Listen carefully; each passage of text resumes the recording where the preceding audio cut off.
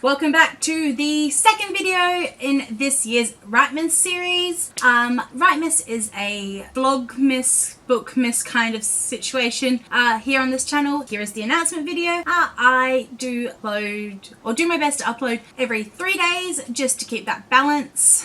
So if you're new or you're just stumbling across me, hi, my name's Heather Salter-Purves. I'm a queer author of dark fantasy. So I will dive in, and this writemas video is actually going to be a self-published book haul. So if you're looking for indie published books to buy yourself or buy that lovely reader in your world, 5 books here and one's a completed duology. So let's dive on in.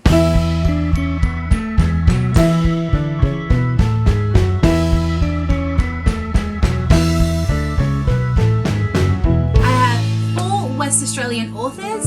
They are all lovely, dear, close friends to me and support me, and I am a big believer in rising tides lift all boats, so I thought I'd give them a bit of a shout out. They have not asked me to do this. This is just genuinely the first book in a series, a standalone and a completed duology.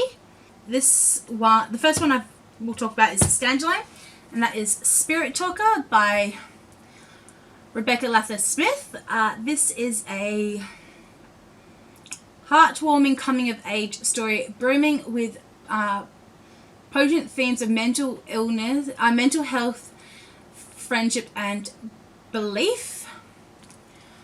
So this follows Sarah, and she has been seeing things since her mother's death. Desperate for a new start, her father moves her across the country.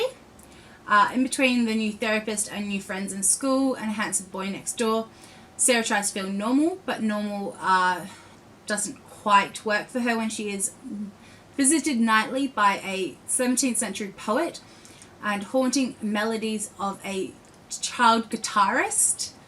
After the secret is discovered at a sleepover, she watches in horror as the fragile friendships she has built come apart, and more isolated than ever, she starts to wonder perhaps if she's crazy.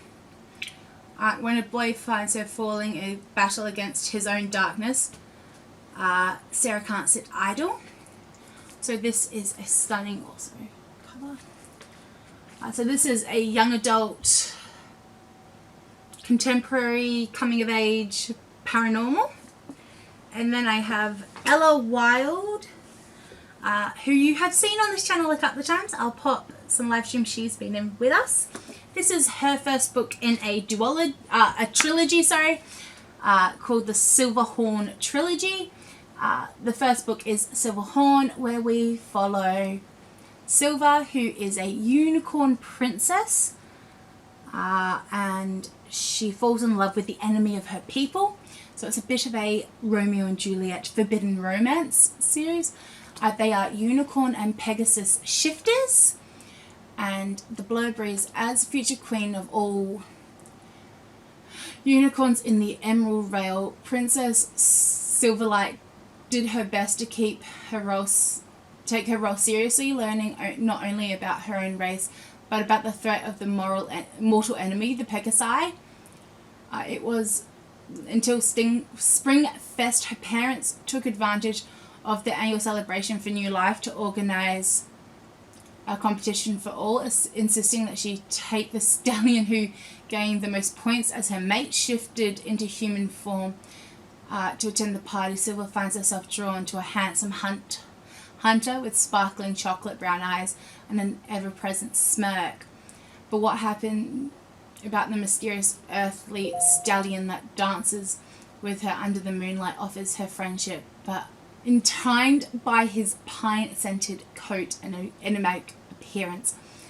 Now all she has to do is choose between the comfort and the warmth and the love she has never had, or the excitement and passion of the unknown future. What if she makes the wrong choice and puts her entire race at danger?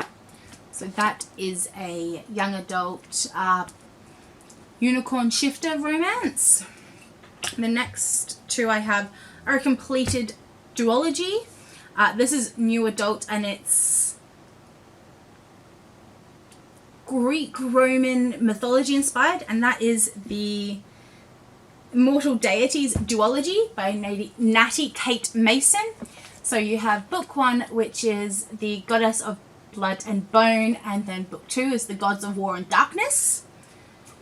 And this is book 1 is with a heart as black as night, Niska was born different to her kind, banished by the gods to rule over the other realm with the afterlife rift. With the eternal pain, she bides her time and makes the pits of more her very own.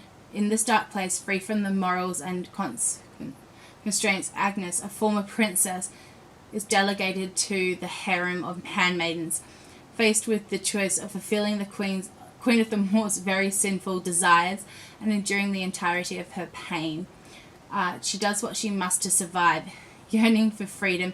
Both wicked souls refuse to accept their dark fates. Together, they strike a bargain between the most unlikely of allies, deadly army of monsters at their backs. Should they succeed in the mission, unimaginable power will be theirs. Should they fail, a fate worse than death awaits. Free fall into the twisted and sensual world of the Goddess of Blood and Bone, the first book in the duology.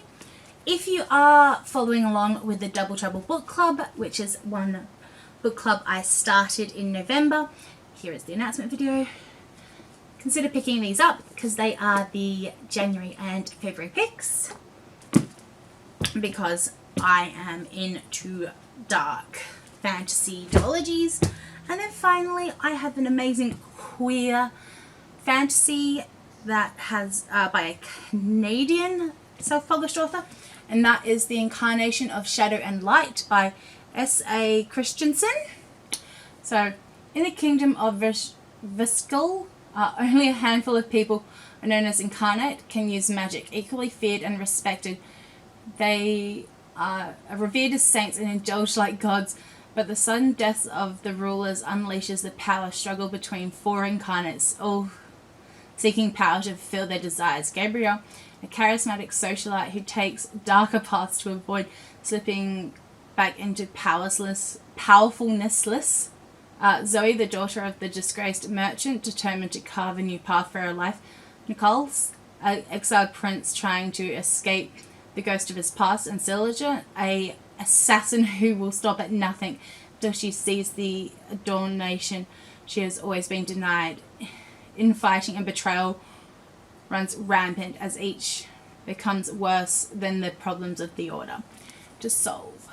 So this is a brilliant book. It also does have some illustrations through it, so I reckon you should pick this up. I have read this one. I have also read Silver Horn, and I beta read Spirit Talker, so they are all amazing, great books. I've read some of Natty Kate Mason's writing before, so they are the 5 self-published author books that I recommend if you are a lover of fantasy or you have a fantasy lover in your life to pick up. So I will leave you guys, and I will see you in a couple of days. Thank you, and until next time, let's use our voices to promote positive change in the world. Thank you, and bye-bye for now.